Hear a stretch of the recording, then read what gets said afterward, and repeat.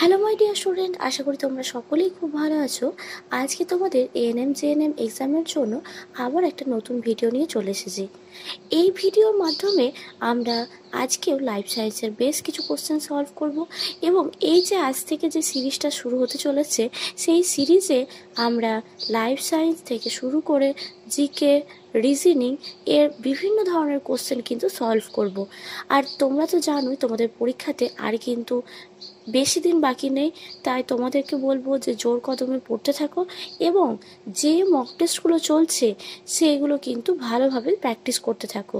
কারণ গত বছর যে ধরনের কোশ্চেন এসেছে সেই ধরনেরই কিছু স্ট্যান্ডার্ড কোশ্চেন এবং কিছু কোশ্চেন যে কোশ্চেনগুলো তোমরা ইজিলি করতে পারবে সেই রকম সব ধরনের কোশ্চেন কিন্তু মিলিয়ে মিশিয়ে মক টেস্টে রাখা হচ্ছে।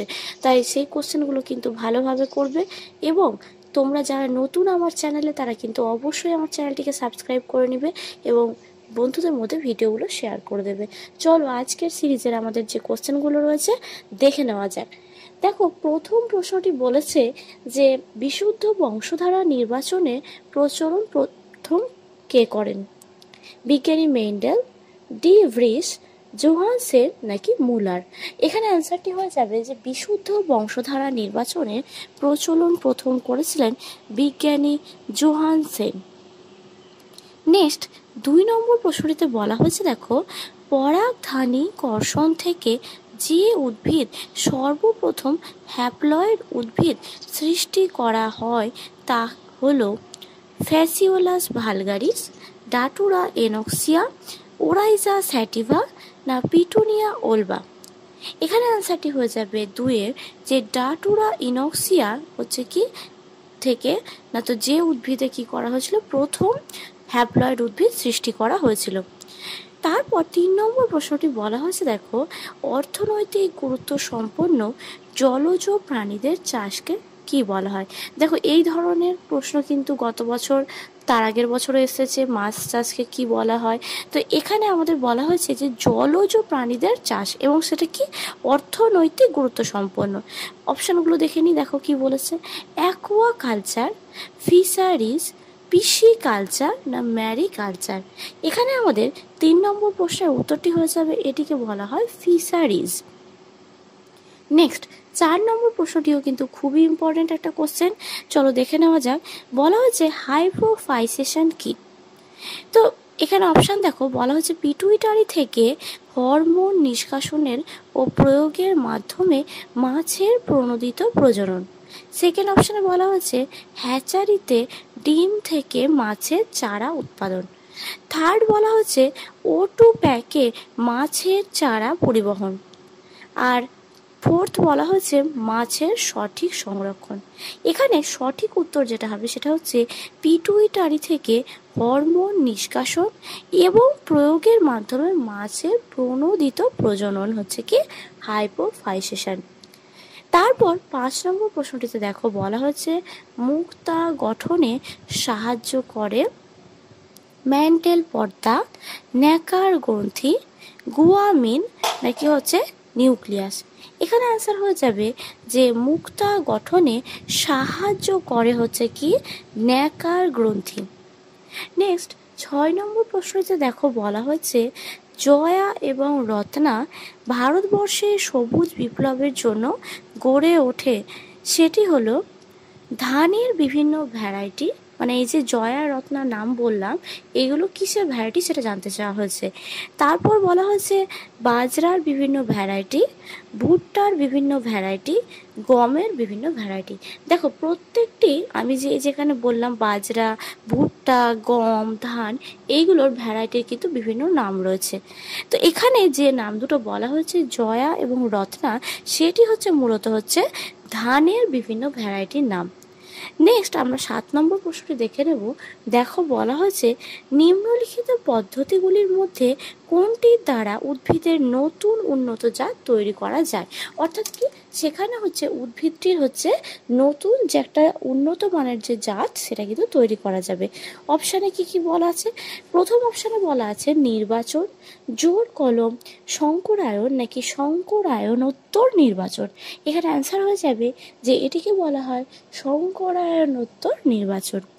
নেক্সট 8 নম্বর প্রশ্নটিতে বলা হচ্ছে রয়্যাল জেলি নিঃসৃত হয় কোথা থেকে?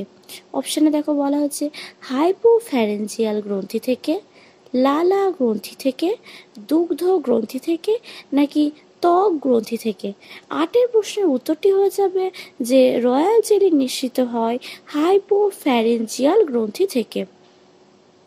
নেক্সট চলো 9 নম্বর প্রশ্নটিতে দেখো বলা হচ্ছে পলিপ্লয়েডি করবার জন্য কোন রাসায়নিক যৌগ ব্যবহার করা হয়? Cytokinin, nitrous acid, colchicine, IAA বলা আছে, এটা হচ্ছে কি বলতো, ইন্ডোল অ্যাসিটিক অ্যাসিড।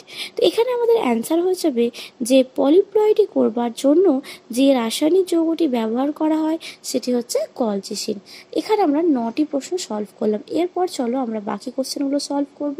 আর তোমাদেরকে আবারও বলছি, যারা আমার চ্যানেলে নতুন, সাবস্ক্রাইব না করে ভিডিও দেখছো, প্লিজ চ্যানেলটিকে সাবস্ক্রাইব করো।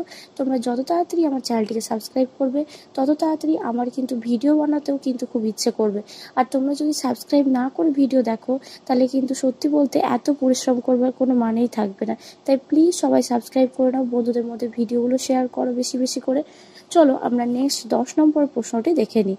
দেখো 10 নম্বর প্রশ্নটিতে বলা হয়েছে যে হরমোনটি মানব দেহে নিদ্রা জাগরণ চক্র নিয়ন্ত্রণ করে, অর্থাৎ স্লিপ ওয়েক সাইকেলটাকে নিয়ন্ত্রণ করে কোন হরমোন? অক্সিটোসিন, ভ্যাসোপ্রেসিন, থাইরক্সিন, না মেলাটোনিন? এখানে আনসার হয়ে যাবে যে এই যে মেলাটোনিন হরমোনের কথা বললাম সেটি কিন্তু এই নিদ্রা জাগরণ চক্র নিয়ন্ত্রণ করে। 11 নম্বর প্রশ্নটিতে দেখো বলা হচ্ছে মানব চক্ষুর রড কোষে উপস্থিত রক্তাভ লোহিত রঞ্জক রোডোপসিন যেটি থেকে উৎপন্ন হয় তা হলো vitamin A, vitamin E, vitamin C, নাকি ভিটামিন ডি? এখানে অ্যান্সার হয়ে যাবে রোডোপসিন উৎপন্ন হয় হচ্ছে ভিটামিন A থেকে। নেক্সট 12 নম্বর প্রশ্নটিতে বলা হচ্ছে অক্সিপিটাল লোব নষ্ট হলে কোন কাজটি ক্ষতিগ্রস্ত হবে? শ্রবণ, কথা বলার ক্ষমতা, দর্শন, নাকি স্মৃতি? এখানে অ্যান্সার হয়ে যাবে 12 নম্বর প্রশ্নের উত্তরটি কথা বলার দর্শন অর্থাৎ দৃষ্টি হচ্ছে কি নষ্ট হয়ে যাবে। তারপর 13 নম্বর প্রশ্নটিতে বলা হয়েছে দেখো যে ইউরিওটেলিক প্রকৃতির রেচন অর্থাৎ যেটা বলা হয় নাইট্রোজেন ঘটিত বর্জ্য পদার্থের নির্গমন কোথায় দেখা যায়?